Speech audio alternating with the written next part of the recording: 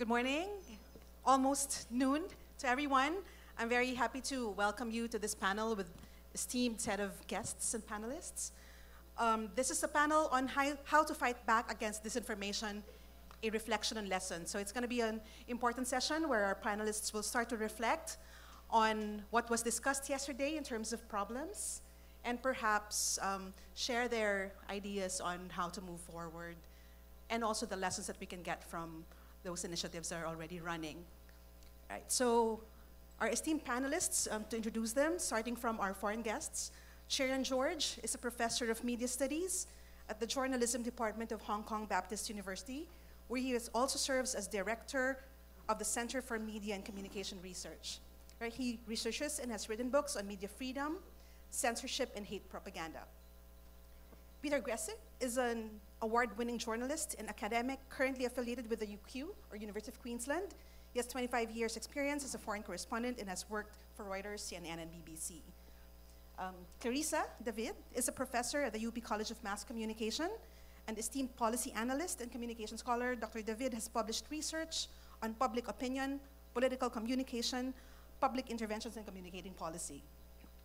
Maria Regina Jing Reyes is head of Integrated News and Current Affairs at ABS-CBN Corporation and served as the managing director of ABS-CBN News Channel. She has over 20 years of experience as a broadcast journalist. And to my right is Ms. Inday Espina Varona, a veteran and awarded journalist in the Philippines and was chair of the National Union of Journalists of the Philippines and also convener of LODI, or Let's Organize for Democracy and Integrity. So what we'll do is invite our panelists to give about 5 minutes of reflections, initial reflections, and then we'll go into answering questions. So perhaps we could start with the global and then move down to the local. So let's hear from perhaps Sharon and then Peter. Thank you.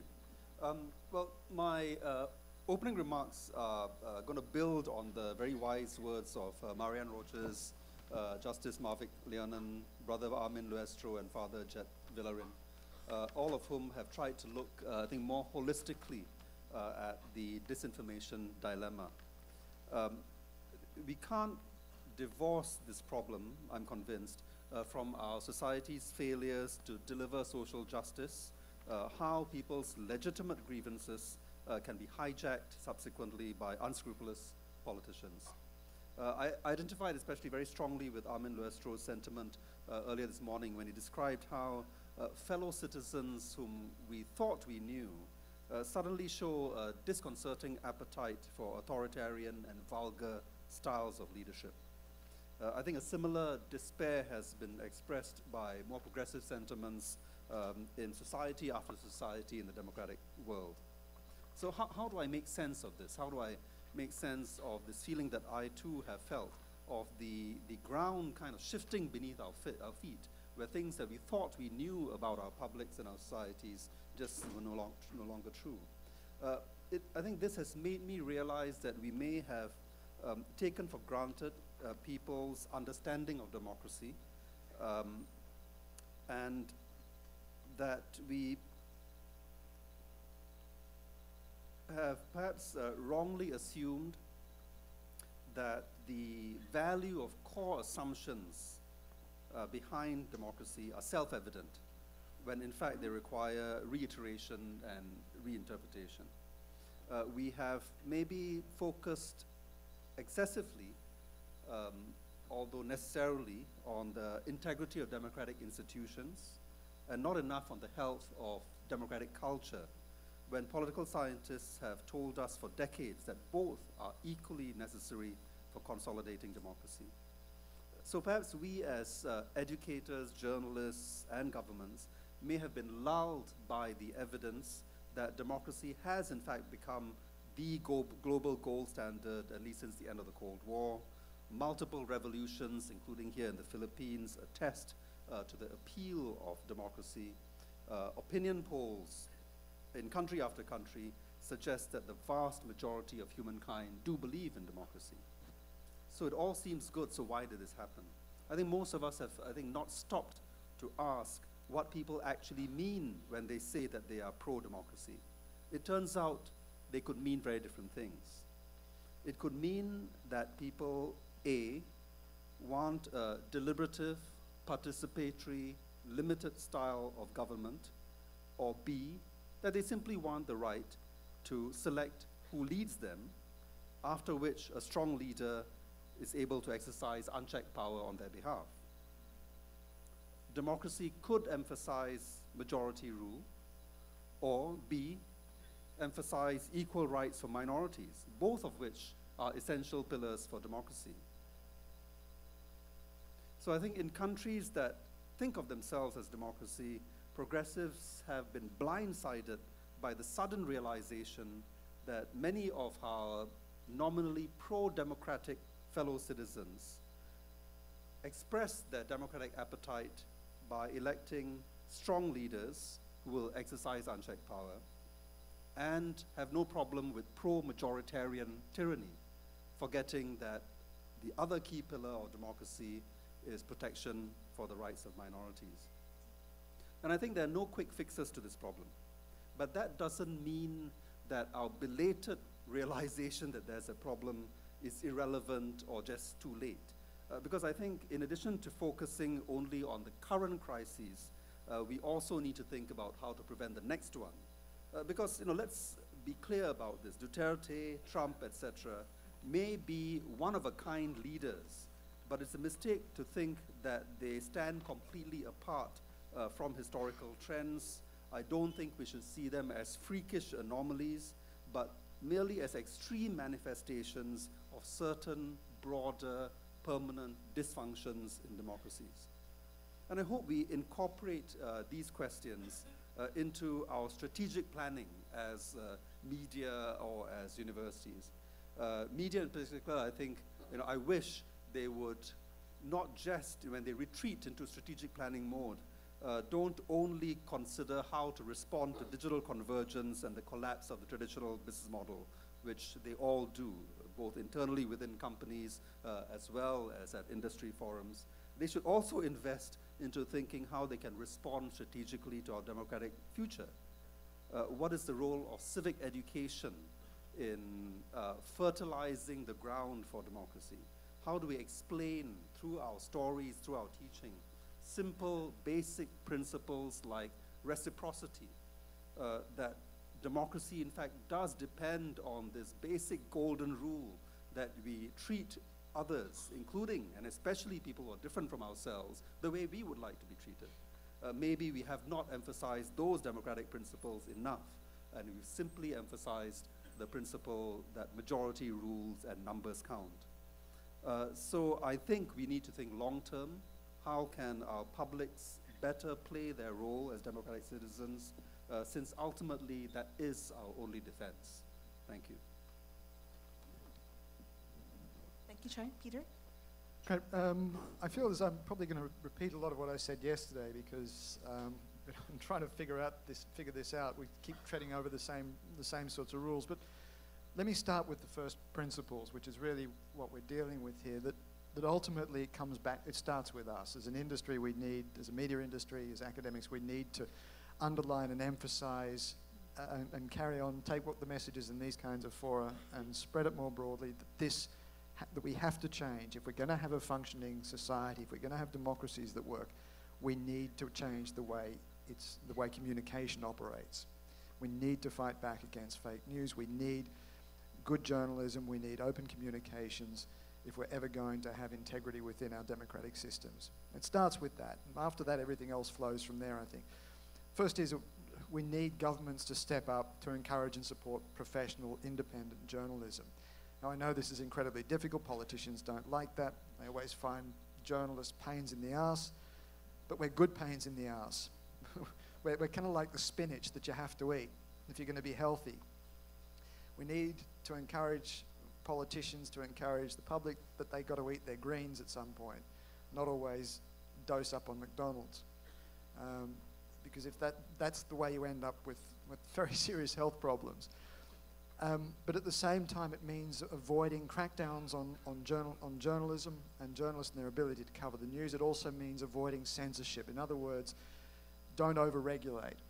Recognize the fundamental element of a functioning democracy is freedom of communications and freedom of speech. as a news industry, we need to go back to what was said time and again yesterday and again. I know this is sounding like a broken record, but we have to step up. We have to recognize that there is a loss of trust in our industry. People don't believe that what we do as journalists has integrity. We need to hold the line, as tough as it is.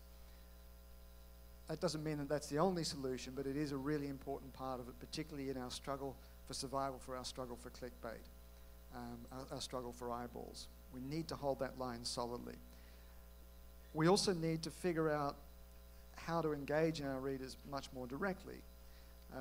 And it's more than just simply having comments boxes at the bottom of articles, or tweeting buttons and Facebook buttons. It means actively engaging readers. There was a really interesting experiment that The Guardian did where they got something like almost 500,000 documents, leaked documents from parliamentary accounts expenses, and they couldn't possibly go through them all, so they put them all up online and invited the members of the public to go through them and rate each document as either not interesting, but we know this stuff, really interesting and worth investigating. And because they had a vast number of their supporters go through it who were actively engaged in the research, they were invested in the stories, they were able to draw on the resources that the public had, and they were able to really generate something that was much more intimately connected with what people wanted and were involved with.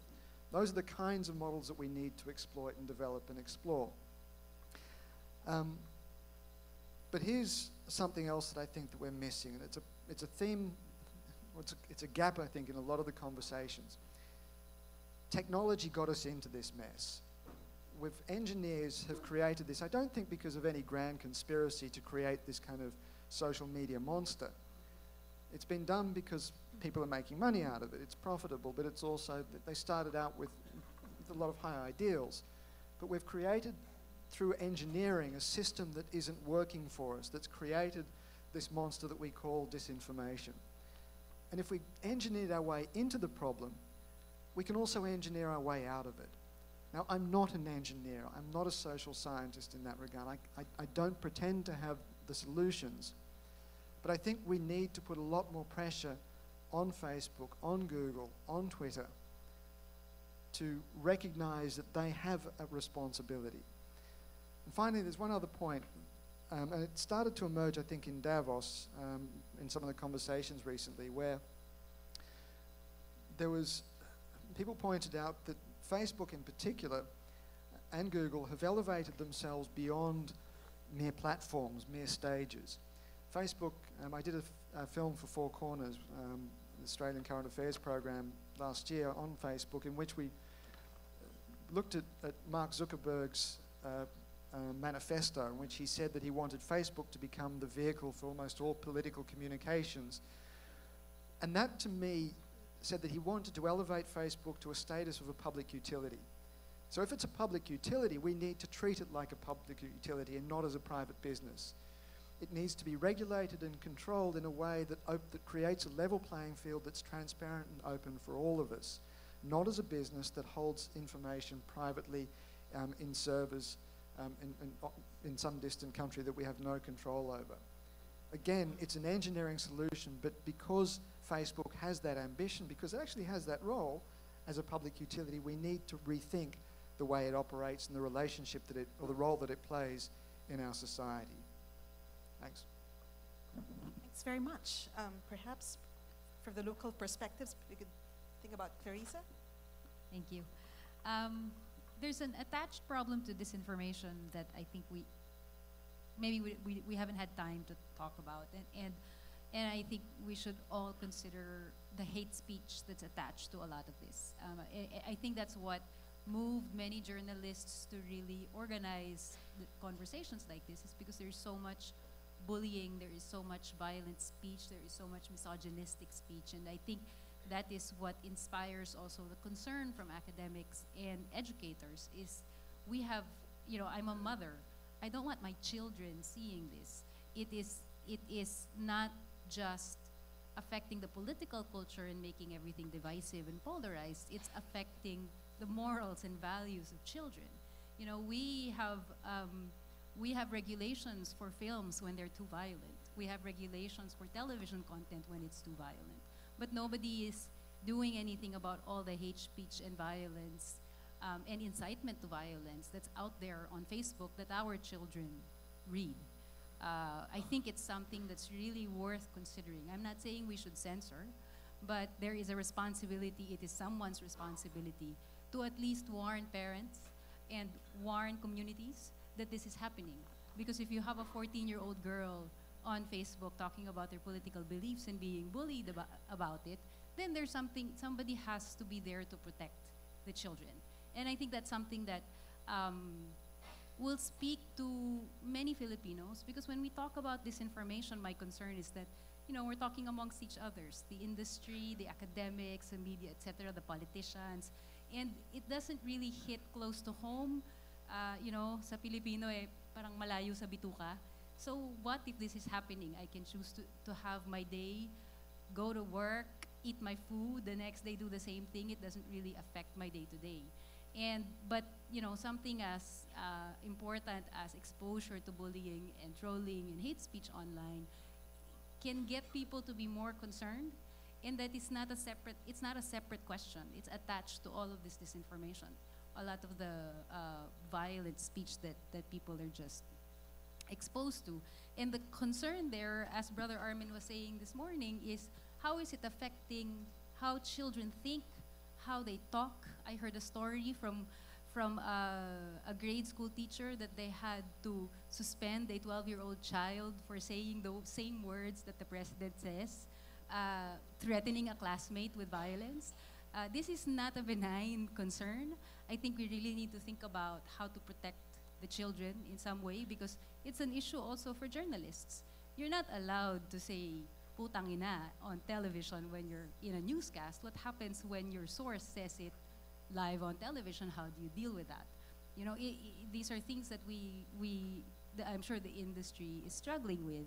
The other point I wanted to make also is, how do we take back the wheel? I think it's in thinking about solutions, we have to start thinking about how we can be proactive rather than reactive. We have gone through this initial phase of reacting to the problem, realizing how big it is, trying to understand the scope and the scale of it. But now I think going back to the fundamentals is, how are we going to respond? We have to think about how to get ahead in the game rather than try to run after. It's sort of what I think about all the debunking of fake news. Debunking takes a lot of time. It takes, you know, for the fact checkers in the room, it takes 10 times more time to debunk a story than it is to make one up.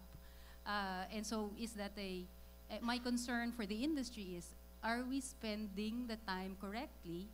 I prefer that journalists don't have to deal with this information. I prefer that my journalists are covering stories, doing the journalism. And I think we need to protect journalists and editors' time to do the good journalism that will be what makes the stories rise to the top. And I'm concerned that we have journalists spending their times dealing with trolls, you know, trying to protect themselves from bullies, doing all of this, and not really spending enough time doing the reporting that needs to be done. In the meantime, they are railroading our constitution. They're trying to change the system of government. My appeal is for the news industry to try to let others figure out the problem to this, like academics and NGOs and CSOs and bloggers and things like this. But we need them, I'm talking as a citizen, we need them to tell us, what are these different proposals for federalism out there? What are the details? We need to talk about not just the politicians that are playing the game, but the substance of the proposals. It's very difficult. I'm trying to understand it, and I read a lot. It's very difficult for me to find actual analysis and information on important conversations about changing our constitution. There's a lot of hysteria to covering the politics because it's hysterical these days, hysteria in a bad sense. And I think, how can we figure out sort of how to discuss it, to focus on the substance of issues, of stories, rather than the personalities that try to take the spotlight in every given story. That's sort of what we need from journalists right now. There's so many important stories. I hope that journalists can spend time covering them, and maybe eventually, I hope, the Facebooks of the world will fix the problem with an engineering solution. Because I think, there was a recent development this morning, Unilever had threatened to pull all of its advertising from Facebook. Because they said that the environment on Facebook is so polluted, people can't believe what they're seeing. And so why am I going to advertise my medicine on a platform where people are distrusting information they're getting out of it? So eventually, maybe the ship will right itself. It sort of happens in the history of new technologies, is the dark times will happen, and then eventually users will figure out that, wait a minute, Facebook is not a credible source. When we talk about credible sources, we're talking about news organizations. But you talk to the regular person and they say, where did you read that story? I saw it on Facebook. To them, Facebook is the source. So I think eventually people will start distrusting Facebook as a source, and then they will have to turn to something else. So when they turn to something else, journalists should be ready to be there as the place to turn to when real information is needed. Thank you. Jane? Good morning. There is no doubt that over the last several years, journalism got harder.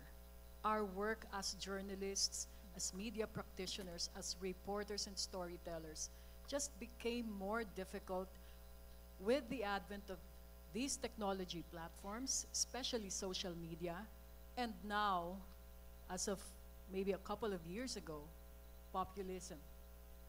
You know, this seemingly global, anti-intellectual, anti-global, anti-elite sentiment. And we have talked about fake news, disinformation, hate speeches, and Facebook's role in propagating them among ourselves most of the time. But what we've realized as journalists is that we can't just do our job of news gathering and telling stories and leave the effort of finding solutions to others. I guess it's in the DNA of every journalist to also fight this, to find the solutions and to look at the bottom of why this came to be. So by now we know that legal intervention is not the answer. It's not going to fight disinformation. It's not the solution. It even opens up our freedoms to more dangers. Allowing market forces to do the job is also very limited. We cannot say that we can rely on advertising or companies to stop advertising on some platforms because they propagate hate or do not check disinformation. It's very limiting because we know that purveyors of disinformation and propaganda are not really driven by economic or financial gains on their platforms. And then technology platforms, by way of algorithm changes, that is also not enough. We've partnered with these technology platforms. We're partners with Google and Facebook and all those other social media companies, but we do know that we have to do it ourselves. And so in my work as the head of a news organization that has a broadcast platform, a digital platform, a radio, both traditional and digital, it wasn't easy to come to terms with what we had to do, but I think we have some suggestions or we have some realizations based on experience that we think we should already start doing. First, truth is the best defense. Whatever they attack you with, as long as your stories are accurate, as long as you are fair, you can fight the trolls, right? And then the importance of focusing on your audience. The use of technology to fight disinformation and build your own audience based on technology platforms. The need to expand our citizen journalism campaign and the need to stay relevant. When it comes to truth in reporting, I think all of us agree that that is what we're here for. And no matter how the trolls or the critics or the haters come after you, you have, you have enough to stand on. There is also a requirement for us to correct our errors because we are not perfect. So as news organizations, we should have the humility to correct errors. When we do correct errors, we have to have internal mechanisms to respond to complaints. And in this new environment, of course, we also need to fact check, and I think our groups are already doing that. And regardless of platform, whether it's free TV, cable, radio, or digital, our content should focus on our audience. We want to be understood by the general public and appreciated by experts and professionals. And this is an important consideration for us. We need to go beyond our own sphere. We cannot just be talking among ourselves. We need to understand why a segment, and a big segment of our population, is vulnerable to disinformation, why they share fake news, why they fall for populist ideas and populist leaders. Third is how to use technology to fight disinformation. The switch to digital media has attracted our users or our audience to consume our products through mostly Facebook and other social networking sites. So we have been forced to adapt to the changes in technology and business innovation. And social media has become the biggest enabler of this culture of instant gratification. But in order to fight this and monitor this closely, we also needed to make use of the tools that these social media platforms use. So how do we do that? We need to have social listening tools to help us monitor the conversations that are going on among our audiences, to understand what they're saying about certain reports, certain issues, to give ourselves more tools to understand what they need. We must not allow echo chambers to penetrate mainstream media and gain legitimacy, especially if they propagate falsehood. And of course, by calling out technology platforms and forcing them, putting pressure on them into taking action to address this is really effective, because now we are seeing the results of a sustained effort on our part to really put pressure on these sites. As far as citizen journalism goes, I think that is one resource, that is one campaign that we can all take advantage of in our effort to educate our people. We need to recognize that the public, our audience, needs to know how to access media, how to understand and process their content, which is why we are expanding our citizen journalism campaign to include a very practical, very understandable media literacy campaign as well. Eventually, this understanding should lead to enlightenment so that media consumers can analyze news reports and stories and how they impact their lives. A more developed literacy campaign in a more mature environment should enable our consumers and our audiences to participate in and create their own content that is responsible and relevant.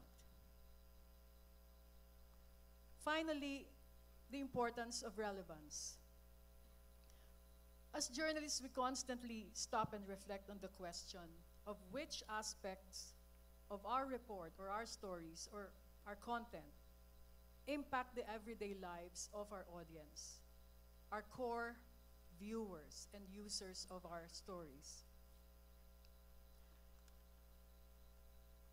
to be truly in their service, our stories need to be relevant and useful to them.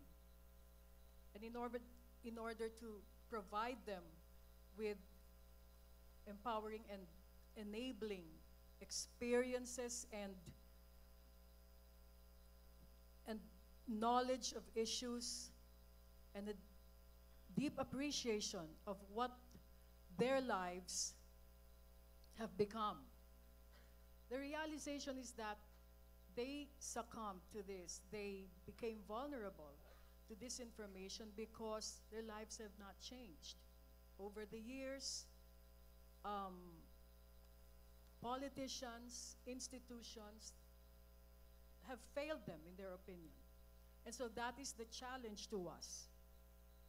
And as we fight this information, we also need to continue telling their stories, enlightening them on the issues that they need to know, even no matter how challenging it is. Because this is our mission and our infinite responsibility as journalists. Thanks. Thank you, Jing. And last but not the least, Inday. Okay, sometimes we feel so old these days, like, we want to go back to sleep. We don't want to face social media in the morning. But the truth is social media is a relatively young arena of expression. Our preoccupation with social media is even younger. It's like, what, a decade old at most. And fake news, quote unquote, hugging the headlines have just been around for less than 5 years, in fact, okay? So, it's still a brave new world as I believed it in 2007, like 10 years ago, 2008, okay? I think what the problem we have is that we traditional and social media practitioners often get lost in the trees. We need to step back a little bit and see the world that we inhabit. We talk too much about how lies spread. We don't talk much about the context of these lies. So I'm going to go back on something that we've probably read 30 years ago in newspapers or college textbooks or whatever. I'm going to talk about the battles, plural, for hearts and minds. So these have shaped really the history of the world, the history of our country. And disinformation and valiant truth-telling have been critical components of these battles. And nothing has changed. It remains the same, okay? So the battles on social media really are rooted in the battles on ground. Now, how we fight, and I suppose we all agree that we are fighting, how we fight reflects on the values we fight for. That's a lesson number one that I've learned. We cannot claim to want to defeat the trolls and the purveyor of lies and act in the same way. It's just not going to fly, okay? How we fight will draw will influence whether we draw people in or we turn them off, or worse, we rouse them into strong opposition against us. What we need to understand is the lies do not exist in a vacuum, and the Duterte experience shows that the lies were seeded and spread in tandem with campaigns of intimidation and harassment, as all battles for hearts and minds have gone through the decades. It hasn't changed at all. These seek to target behavior and drive a wedge among the governed. So we don't win the battle for hearts and minds by allowing the recipients of this information, by clawing at the recipients of this information and heaping scorn on them. I think we do that too much these days, okay? On ground, when we try to win battles on ground, we come in as strangers, we try to share people's lives, we try to see where they're coming from. We listen, even if what they have to say causes great discomfort among us. There are no shortcuts, so I'm wondering why we think there are going to be shortcuts on social media. We cannot demand that people listen if we don't even try to listen to them too. As journalists, as netizens, as citizens, okay? And lesson number 2, again, we cannot combat lies with lies. We just cannot become the enemy. It is not just the government, and I want to stress this now because we have too many self-righteous groups around. It is not just the government that practices lies. It is not just government that practices intimidation and harassment on social media. Although we must say that the Duterte administration has elevated lying as a governance SOP. And Verifiles has done a very good job of highlighting this. But instead of falling back on exigency, as we're sorely tempted to do whenever we're in danger of being drowned by lies, I think we need to pour more energy and effort into the truth, both in accuracy and in context. And we should build unities. The world will always need professional journalists. And the people who screamed a year and a half ago that we were fast being marginalized and becoming irrelevant to the world are now eating crow because our audience are coming back to us. Sorry, dudes. But whenever we give workshops, whether it's to citizen journalists or to citizen advocates, we need to keep reminding people that they are media too. So let's stop the artificial distinctions, you know. Instead of insisting on making distinctions between us, professional journalists, and them, I would rather narrow the difference. Encourage them to use the tools we now have, the knowledge we have. We've worked with citizen journalists and citizen advocates, a lot of them, and it's not impossible, it's not even hard. High school students are some of the best trainees that we've had, you know. What they need to see from us media when we teach, we like to say we teach, educate, media literacy, what they need to see is how these lessons in doing journalism, as well as the technology of production and dissemination of information, can directly change their lives. During our workshops, when we focused on how all these tools can help them tell their stories instead of us always telling the stories for them, the absorption just, you know, went triple, 4 times faster than us just lecturing on what we journalists can do. Once we say, you can do this, and it can help you tell your stories, then they learn faster about this. Unlike Ms. Uzon, young people understand. Young people instinctively understand that ethics and standards are not beyond the pale. Young people are not coming out of the responsibilities of truth-telling, and they want to learn more about it, and we need to step up our role in that. And last, we should focus on the masterminds of lies, you know, and stop wasting our time fighting with the recipients. And we know who the mastermind is in this country, okay? The 24 news cycle has focused so many of us journalists into becoming, forced many of us into becoming sprinters. And you're seeing the race in increments of minutes and even seconds. Break first, break first, break first. Or even worse, we don't want social media to break before we do, okay? We've paid a high price for that. We send out what people say. As soon as they say them, the more outrageous, the faster we post these messages. And then we play catch up with fact-checking and providing context. President Duterte loves that.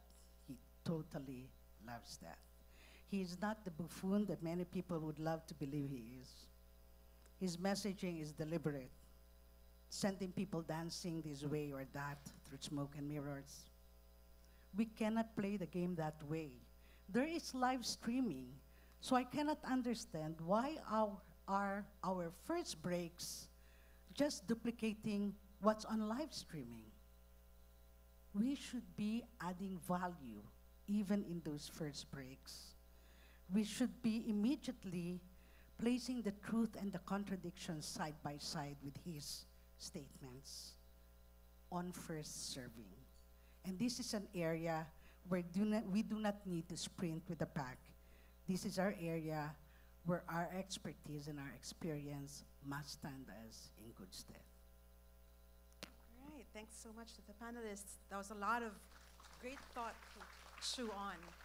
I'll begin with some follow-through questions and then try to loop in some of the questions we've already had. So a reminder to the audience, if you have questions or comments, you could give them to our student volunteers in the sides. All right, Cherian, you highlighted the double-edgedness of democracy, but also pointed out the importance of emphasizing civic education and reciprocity, and also Peter, to some extent, mentioning change in journalism and community support. So I guess, how do we reclaim these space for conversations in the context as well when the space is open to everyone to participate? So how do we actually carve out a space that could encourage reciprocity? Well, I guess thinking as a journalist or as a journalism educator, a lot of it just depends. I mean, there's sort of room to do this in the way we tell our stories, right? For example, and I think this is a trend that's been accentuated, unfortunately, by the internet culture, which prizes the number of likes, the number of the popularity of posts and so on, as if this was somehow a surrogate for democratic value or opinion. Yeah? So even in simple steps like that, when we report or reflect the popularity of a cause, of a figure, of a policy, we need, as journalists, as educators, we need to check ourselves, wait, but democracy isn't just about popularity. It doesn't really matter if 90% of citizens are in favor of some extreme move, if 10% of the citizens are going to have their rights violated as a result. So even in simple reporting like that, when we report an opinion poll, when we celebrate the popularity of a tweet and so on, we need to be reminding ourselves as communicators and our audience that this is in fact not a country that is supposed to be governed simply by majority rule. Right? That there are dangers of the tyranny of the majority. Their rights still matter. Numbers do not dictate what is right and wrong. And I'm sure that once I have to start by saying that I have a lot of faith in the journalistic profession.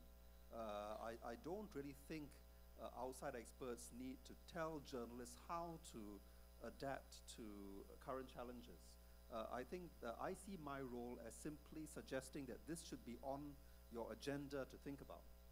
Yeah? And I've seen instances in the past when the profession in different countries recognizes that, oh yes, maybe we have overlooked some important principle. Maybe there are certain practices that we engage in that are counter to our principles. Let's go back into a huddle and think how we can reform internally. I'm very confident that if journalists just do that, recognize that there is a problem, and then go and figure out how to solve it, that you will come up with the right answers. This is why I said in my opening remarks that please include this in your strategic planning. I mean, you can guarantee that every news organization represented here and around the world will have at least 2 or 3 big huddles per year discussing what to do about digital convergence and so on. Please put this on your agenda as well. How do we deal with the fundamental threat to democratic culture and values? Put it in your agenda, trust the intelligence within your newsrooms, and you will find the answers. Anyone else wants to give that a shot? There's a related question still on reclaiming spaces for conversations. Fake news succeeds because it rings true to believers looking for confirmation bias. I guess this is a question for the communication professor. How do you suggest counteracting confirmation bias? There's a lot of research that tells us that that's very hard to do. um, Confirmation bias is a real problem. The speed at which fake information that confirms something that agrees with you will just be shared is very fast. It's hard to run after, and it's hard to correct. I think this is why I'm trying to say we need to get ahead of the game with real information, because if a fake story is out there and then we try to fact check it, whoever saw it already believes it before they saw it, because the algorithm works that way. It shows you what you already believe in, and then when you see it, it's very hard to change it, because in the first place, the reason why you saw it was because you're biased towards it. So I think coming up with content that's unique from what the fake stuff, what the fake news out there is saying, will find that same audience, because it's not about the biases necessarily. It's about what are the new developments that we need to know about. What is the analysis that is of value? I think we also need to remember that journalists provide us not just with facts and dissemination of information. They provide us with analysis. They contextualize what these stories mean, what the developments mean for us, how we should incorporate it into how we understand how a democratic society works. I think in relation to one of the points of Shirian in the beginning, I remember seeing recently a study, a cross-national survey that shows that even though there's a big proportion of the globe that really believes in democratic systems, but if you ask them specific questions about do you support freedom of expression, do you support freedom of the press, support for that is not as high as overall support for democracy. So when people say that they support democracies, what do they really mean? They support the name, but the understanding of the details of what a democratic system is very shallow, I would argue, for the Philippines. And so that's part of what we need journalists for, to tell us how is this new development threatening our freedoms? How is this new development dangerous for us? It's really trying to fix a story that's out there that's been believed is more difficult than reporting the new thing that's very important and then being the first out there so that people see what's going on, let's say with constitutional change. And so that's why, to me, it's very important that journalists tell us what's going on separate from what the disinformation architects have out there now. Because I think then we're not falling for the distraction tactic. This still connects to your point earlier about journalists, the time of journalists being spent on checking the quality of information. So Clarissa, in a practical sense, who do you think should lead this instead of journalists who should be more busy about perhaps giving us good journalism and telling us the truth? The role of academics is the long game, right? The role of academics is, first, we can't assume that people value facts and truth.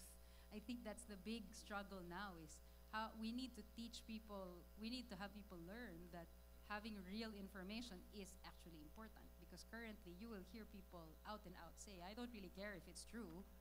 I don't really care if it's true. But I support this administration. I don't care about the facts. That's a real discourse that's happening, and people are proud of it. And that's where fact-checking individual things is firefighting mode, right? So what we need to think about is the long game of making people aware that looking for truth and valuing truth to begin with is important, and then whatever administration comes after and whatever fake news comes after that, you've sort of inoculated your population into valuing and looking for information that's real. Because for politics, it's harder to see the value. But what about disasters? What about typhoons? What about landslides? What about things, whether may pasok bukas or wala? What about things that really matter to our day-to-day? That's where the value is. And people will realize that when the focus is on that and not necessarily the divisive politics, then you'll see the value of truth, and then you very clearly see the value of good journalism. All right. A question for the journalists here. This particular person is concerned about the spread of hate speech, extreme speech, and asks the question whether it is connected to the coverage of the president, and whether a possible response to this would be not broadcasting the speech that's hateful by the president himself. What do you think about this?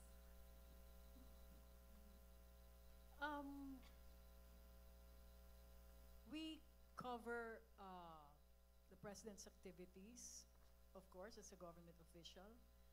We don't carry his speeches live all the time because of programming, and of course other stories take precedence over a long speech that no one knows how, what time will end, right? but I think the response is responsible storytelling and journalism. We don't really engage much in the hate speech that's thrown at us, or the bashing that all journalists are now subjected to, I guess. It's easy to get emotional and focus on those things or those attacks. But the more important thing is to find ways to counter that by coming up with stories and reports that are important, that they should know, right? And we talk about confirmation bias. I think that is really a big challenge for all journalists now in this post-truth age. No one cares about facts because they believe what they believe. They are emotionally attached to a person, to an idea, to a certain group, to a certain social media influencer, and those guys can do no wrong in their minds.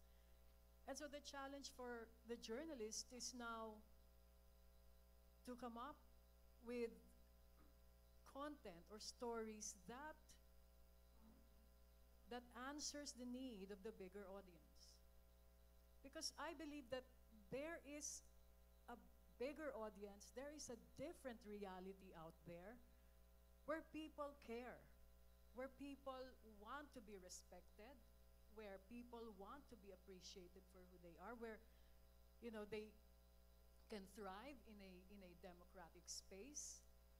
We have enough experiences and interactions with ordinary folks who don't, or who are not at all similar to the voices we hear and the noise we hear on social media. And so that would rather be my focus. And so, it's not enough. I don't think social media or the hate speeches and the bashers there represent the good in people. And I think we have enough fighters to combat that kind, right? But we'd rather focus on telling the stories that really matter and not address those trolls or hate speech purveyors. Right. Well, there's a lot of still ideas and a lot of questions here. The good questions we received. Unfortunately, I'm getting a signal of a minute left. So I guess a final question. There are a lot of initiatives going on at the moment. And where do you think, in terms of reflecting on these strategies of fighting back, where are we not focusing on that's important? Right? If you were to highlight where our priorities should go, perhaps, where might that be? Maybe Inday and Peter first, and then others. I think we shouldn't be reacting too much. We shouldn't let the president set the pace in news, although of course it's a very important news subject. I think, as Jing earlier said, we should invest more in ferreting out the truth outside of the pace and rhythm of the government or any powerful entity, which means basically we go back to the basics of journalism and go where we think and we know will affect people most directly, not this hot air in politics. Yeah, I agree very strongly with that. We get very distracted by a lot of the detail of this. We think that fake news isn't like a missile. You don't sort of have this fake bomb coming over and you shoot it down with a truth missile. It doesn't work quite like that. And we end up with, we all end up safe. What we've got to get back to is what we're doing right here. And I want to emphasize, and again, I know this has been said before, but thank John and all of the organizers of the conference, because the more we talk about it, the more we remind people of not just the value, but the fundamental importance of communications with truth, with integrity, of the need for good journalism. The more we make people, we encourage people to look at what they're getting critically, the more we marginalize and isolate those people who are patently trolling us with bollocks, with bullshit. And there's no, I mean, we can focus on, we should be focusing on a lot of the technical solutions and so on, but let's never, ever forget the fundamental importance of reminding people why this stuff matters and the importance of what we do. It sounds like a broken record, but really if there's one message I want people to go away with, I think that would be it. Yeah, I think what I'm hearing here, which echoes my own views, is, and I agree completely, borrow Claire's terms of needing to distinguish between firefighting mode and the long game. I think it's a very useful analogy because obviously both are important. A fire does need to be put out, right? You can't just go and read a book. But I think that one of the challenges we face right now, because the so-called fake news challenge on social media in particular is so new, so unfamiliar, so urgent. And yes, it's a fire, it needs to be put out, but let's not confuse newness and urgency with importance or impact. And I'm convinced that if you look at hate propaganda, for example, most of the real action is not happening on social media, it's happening in churches, mosques, temples, word-of-mouth communication, as traditional as you can get. Most of the political damage that's being done is being done from election rally stages, not social media. So there's an important battle to be fought over the long term, even as we try and put out these social media fires.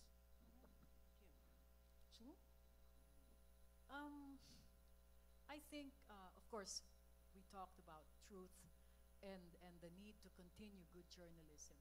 But I think I would also appeal to my fellow journalists and to all of you guys here that we need to focus more on listening to the ordinary folks out there whom we don't know very well, right? In our effort to promote diversity and tolerance of opinions and differences, I think as journalists, we also need to listen more to those whose voices are drowned out by all the noise. And I think that is also good for journalists in the sense that those guys, those ordinary people, are a source of stories for us. And we might be surprised at how little or how much they need for us to listen to them and not give them anything at all, but just listen to them and understand them. Why do they feel their lives never changed? And how can we as journalists help bring that to the attention of decision makers and the powerful people who can do something to change their lives. Thank you. I think there was a survey once that was done by Eon Company or something, talks about institutional trust, and they found in their survey that while traditional news trust in traditional media is dipping very slightly, it's still relatively high. It was close to 80%. But for people who are on social media, trust in traditional media was much lower. And when they looked at the chatter online and did sentiment analysis, a lot of the times in social media when they talk about traditional media, it is negative 80% of the time. So there is really a space in social media where traditional media is being attacked. That is a reality, and we need to deal with that. And I think my pitch to traditional media, particularly in the Philippines in the networks, is that you use traditional media, right? Because there's still 50% of the population that's not on social media. The people on social media, let's say it's 50% of the population, not all of them are in the news channels. It's not it's a big proportion consequential to elections, but in the daily making of news, it's not huge. It's really the biggest venues are still on television. It's still in traditional media. And that's my appeal to the Filipinos is, let's turn back to traditional media. I mean, excuse me for the journalists in the room that are only on social. But I think there's a I think that there is a value in going, because that's where the quiet is. You know, everybody, I really do want to just go and read a book. I think everybody sort of has that instinct. But turning back to traditional, where journalists have had time to fact check, have had time to verify information that are said in speeches before it gets to you, so that what you get has already been checked.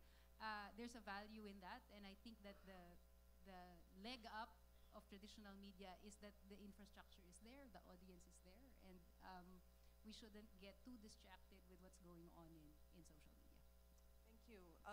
Well, the person who predicted in 2016 the fake news phenomenon recently wrote a piece about how we are actually facing an information apocalypse. So the prediction is a little bit scary, more scary than what we have. So I think it's going to be very crucial for us to continue these conversations and to continue reflecting on what we are starting now to fight disinformation. So thanks very much for panelists. Thanks, audience. Thank you to our panelists and our moderator. There will be a lunch